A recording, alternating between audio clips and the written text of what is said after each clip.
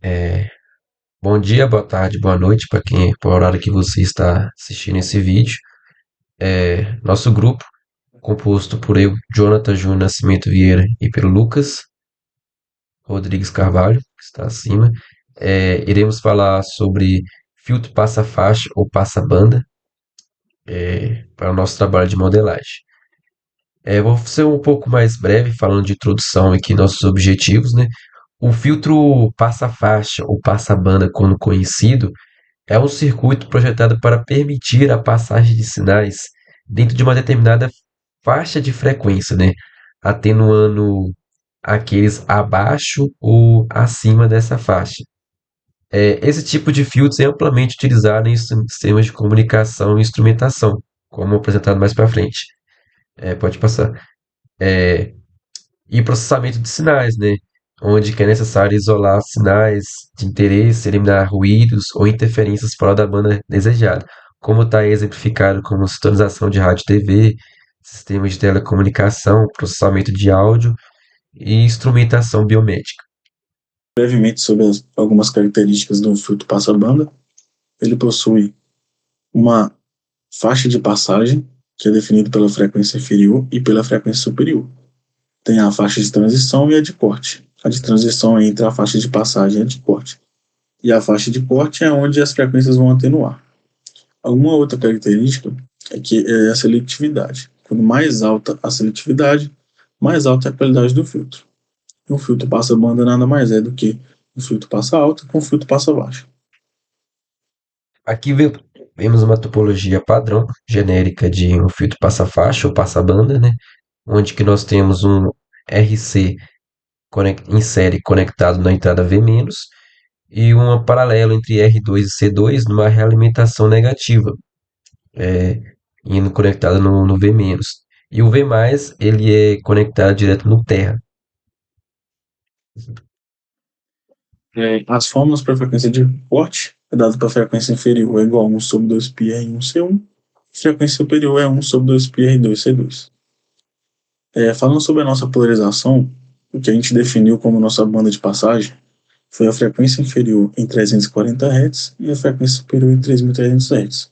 Usamos componentes que já tínhamos comprado anteriormente. Então, o amplificador foi o A741, capacitor 1, 22 nanofarad, capacitor 2, 4.7 nanofarad, R1, 2.200, R2, 100.000 ohms. Nada assim, realizando a substituição para achar a frequência superior ou inferior, achamos bem próximo do que aquilo que a gente estava projetando.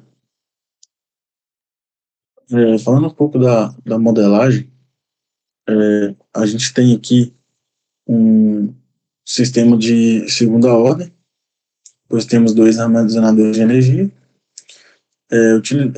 Considerando o amp ideal, a gente tem uma impedância de entrada muito alta, ou seja, a gente vai ter aqui um VA, que é como se fosse uma espécie de um terra virtual. VA é igual a zero. Sendo assim, I1 de T é igual a I2 de T. Nessa forma, aqui a gente vai ficar apenas Vin de T sobre R1 mais C1, e aqui vai ficar menos V0 sobre paralelo de R2C2, fazendo a modelagem matemática do circuito. Substituindo, fazendo a transformada de Laplace, temos que Vin de S sobre R1 mais 1 sobre C1 de S igual a menos V0 de S, paralelo de R2 com 1 sobre C2 de S. Aqui a gente realiza o paralelo, logo em seguida substituímos e isolamos o V0 sobre V1. Como temos uma divisão de frações, a gente pode ter C1 de S multiplicando aqui em cima, e o R1 C1 de S mais 1 multiplicando aqui. Dessa forma, chegando aqui, realizamos a distributiva, chegando na nossa função de transferência. Para deixar na função de transferência padrão, temos que isolar esse S2. Sendo assim, dividimos tudo por R2, R1, C2, C1. Chegando assim na nossa função de transferência. Vemos aqui que ela é de segunda ordem, como dito anteriormente, pois temos dois armazenadores de energia. Fazendo essa análise, então está comprovando pela função de transferência a análise do circuito. Substituindo os valores que a gente tem, Chegamos nesses resultados e aqui pegamos o ganho e vemos que o ganho é próximo de 4,2. Então, esse valor que a gente vai utilizar lá na frente na análise dos nossos resultados. Falando um pouco agora sobre espaço de estados, né? Vamos definir inicialmente duas variáveis de entrada, que seria x1, que representa a tensão no capacitor, e x2, que representa a tensão no capacitor C2, né?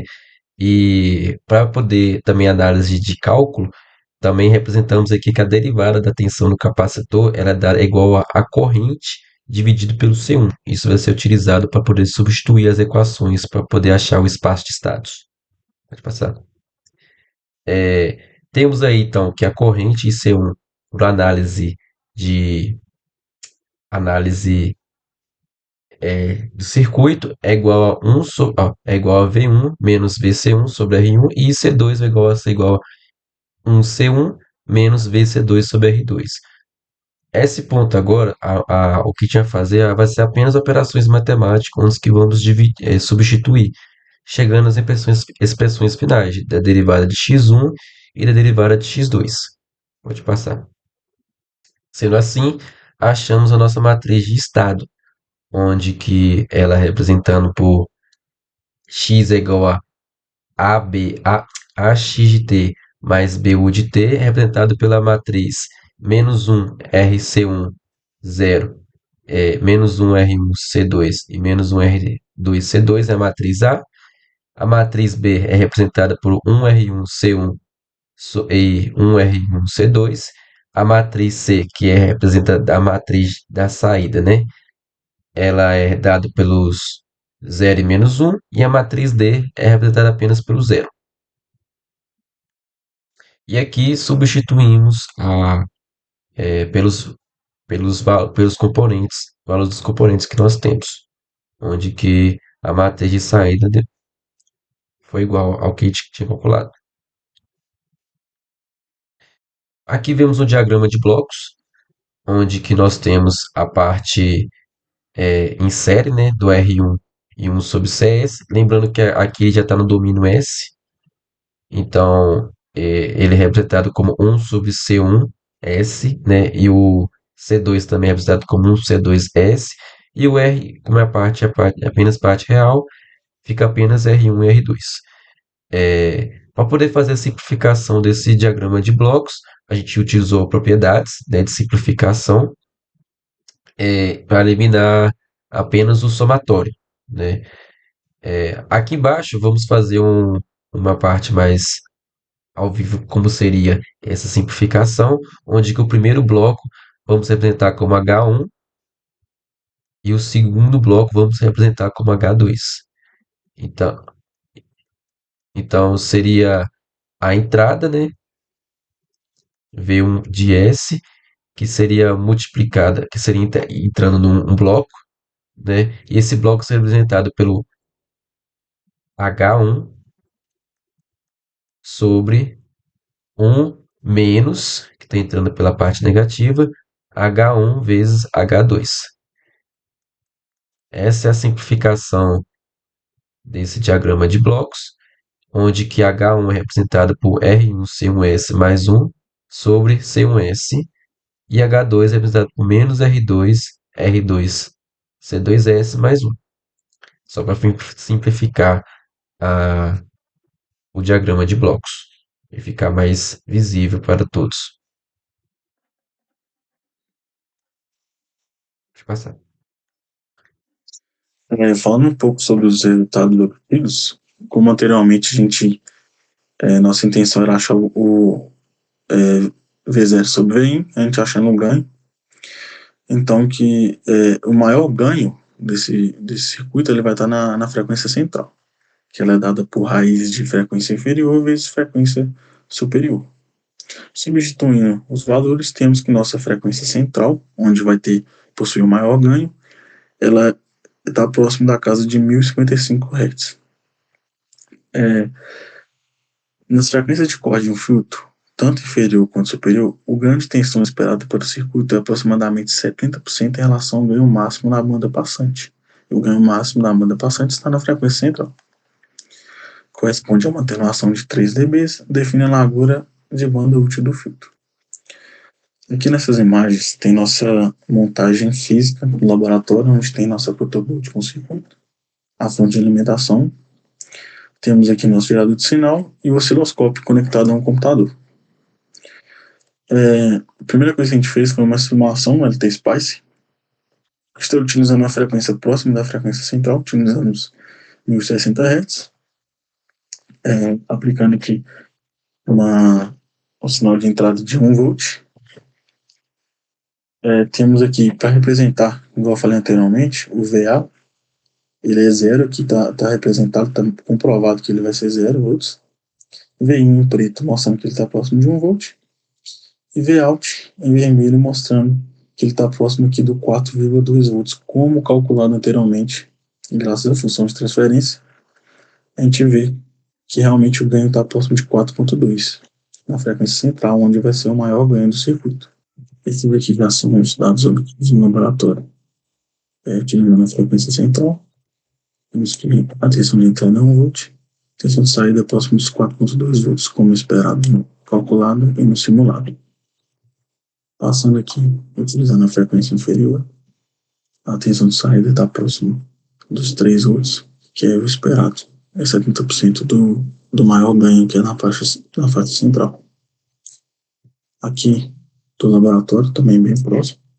Tensão de entrada 1 volt, tensão de saída próximo dos 3 volts, que é próximo de 70% da frequência central. Aqui já estamos utilizando a frequência superior, onde a tensão de saída está próxima aqui dos 3,3 volts.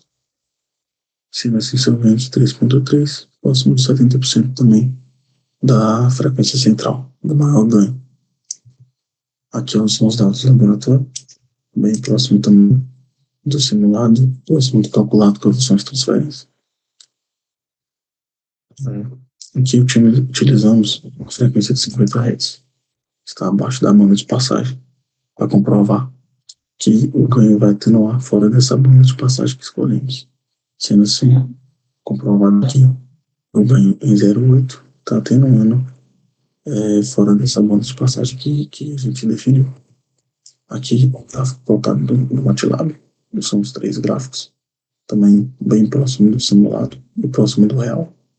Aqui pegamos só o de frequência central, o ganho próximo de 4, também batendo com o LT-Spice e batendo com o real.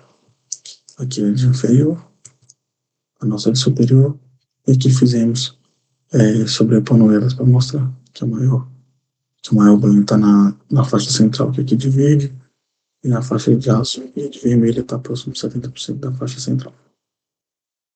O nosso código de MATLAB ficou muito grande e está nos arquivos que a gente enviou separadamente junto com o arquivo TXT tirado na prática. E concluímos que o nosso filtro passa-faixa ele é essencial em aplicação de apenas uma banda específica de frequência desejada. E através disso, a modelagem, sparse-estados e diagrama de blocos fornecem ferramentas poderosas para análise, simulação e projeto desses sistemas. É isso. Esse foi alguma das nossas referências que utilizamos, né? O Antônio Jung pertence do livro Eletrônica Analógica, o Hasav e o Bezad do Fundamentos de Microeletrônica. É isso. Obrigado a todos. Isso, obrigado a todos.